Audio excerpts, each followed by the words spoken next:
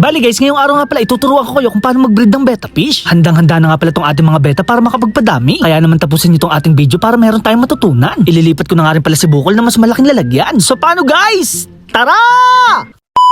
Inabot na nga pala ako ng dilim kakalinis ng aquarium. Ililipat ko na kasi dito ang alaga nating flower horn. Sa laki nga pala ng aquarium na to, puro pagod lang ang inabot ko. Mas lalo ko pa kasing papalakihin ang alaga nating si Bukol. Binabala ko nga rin pala tong i-breed kapag nasa wastong gulang na. 100% nga pala ang ginawa natin ditong pagpapalit ng tubig. Grabe na kasi ang dumi nito at puro lumot pa. Para hindi mawater siya ang ating alaga, kailangan muna natin siyang i-acclimate. Mukhang excited na nga pala siya sa bago niyang tahanan. After 30 minutes nga, pwede na natin siyang pakawalan. Natutuwa naman ako sa isdang to dahil hindi siya mailap. Hindi rin siya takot sa tao at hindi rin mahihain. Sigurado nga ako na hindi ka na mai-stress at lalaki palalo ang iyong ulo. Kinabukasan naman ay magbe-breed nga pala tayo ng betta. Napakarami nga pala nagbe-message sa akin kung paano daw mag-breed ng ganitong klaseng isda. Kagabi nga pala ay nag-stock na tayo ng tubig na mayroong talisay leaves. Ito nga pala ang gagamitin nating tubig sa pagbe-breed ng ating betta. Una nga pala natin gagawin ay maglalagay tayo ng tubig sa planggana. Kulay puting planggana nga pala ang ginamit ko para madali natin makita ang mga fry. Maglalagay din pala tayo ng maliit na talisay leaves sa ating tubig. Dahil sa talisay nga ay nagiging natural habitat ito ng ating mga betta. Napakarami kasing benefits nito katulad na lang ng anti-fungal. Nakakapagpababa din pala ito ng hardness na tubig. Pagkatapos nga inilagay ko siya sa hindi gaanong nagagalaw. Ayaw kasi naiistorbo ng mga isdang to kapag naglalabing-labing. Pinatungan ko naman ng bato ang talisay leaves. Possible kasi na lumutang to at baka dito pa magbubblness ang lalaking betta. Kumuha na nga rin pala ako ng plastic linaw. Lalagyan nga pala natin to ng tape sa gitna at ilalagay natin sa ibabaw ng tubig. Ang purpose nga pala ng plastic na to para madali natin makita kung nangitlog na ba ang babaeng betta. Saka madali din natin makikita kung napisa na ba ang ating mga fry. Maglalagay din pala tayo ng mutant lab. Kumbaga hindi pa napipisa ang mga itlog ay meron na silang nutrients. Japan technology nga pala ito at 100% natural. Kaya naman maraming salamat sa nagpadala ng produkto. Mga ilang patak nga lang ay pwede na natin tong haluin. Sa mga gusto nga palang umorder nito ay message lang ako sa aking Facebook page. Kakailanganin nga pala natin ng empty bottle. Lilinisin lang natin to at meron tayong paggagamitan. Gagawin kasi natin tong cage o kulungan ng ating babaeng betta. Magugupit lang tayo ng naaayon sa level ng kanilang tubig. Pagkatapos nun guys ay meron na tayong partition. Ganito nga pala ang kanyang itsura at ilalagay natin to sa gitna. Make sure naman na pantay ang ating pagkakagupit para hindi makalabas ang isda. Kapag magseselect naman tayo ng isda, kailangan nasa sexual maturity na sila. Dapat nga rin nasa 6 to 8 months na nga rin pala ang kanilang gulang bago i-breed. Syempre kailangan natin silang i-acclimate. Ito naman ang ating babaeng betta. Makikita nga pala sa kanilang tiyan na meron ng kulay puti. Ibig sabihin nun, ready na sila maglabas ng itlog. Pagkatapos nga pala natin silang i-acclimate, pwede na natin silang pakawalan. Mukhang excited na nga pala tong ating isda na manligaw. Sinisurvey na nga rin pala ng ating lalaking betta kung saan siya magbabubble nest. Nailagay na nga rin pala natin ang babaeng betta sa ating cage. Hanggat hindi pa nakakagawa ng nest ang lalaking betta, hindi pa sila pwede pagsamahin. 24 hours nga pala silang magkahiwalay para sigurado. Kung sa tao nga pala ang mga babae ang nag-aalaga ng anak, ibahin niyo tong mga betta. May ipapanood nga pala ako sa inyong konting clip para meron kayong idea. Sa mga hindi pa nakakaalam, ganito nga pala maglabing-labing at mangitlog ang mga betta fish. Makikita nga dito na para silang tao na nagyayakapan. Pagkatapos nga lang ng ilang segundo, mawawala na malay ang babaeng betta at maglalabas ito ng itlog. Pagkatapos naman, ang lalaking betta naman ang kukuha ng itlog para ilagay sa kanyang bubble nest. Nakadepende nga pala sa babaeng betta kung gaano kadami ang kanyang ilalabas. Mga 1 hanggang 2 araw nga pala sila bago mapisa. Pagkatapos naman ng mga itlog ng babaeng betta, pwede na natin siyang ihiwalay. Kung hindi kasi natin to gagawin, ay maaari niyang kainin ang kanyang mga itlog. Habang ang lalaking betta naman ang magbabantay hanggang sila ay mapisa. Mapapasana all ka na lang talaga dahil ang babaeng betta ang mabilis mapagod pagdating sa labing-labing.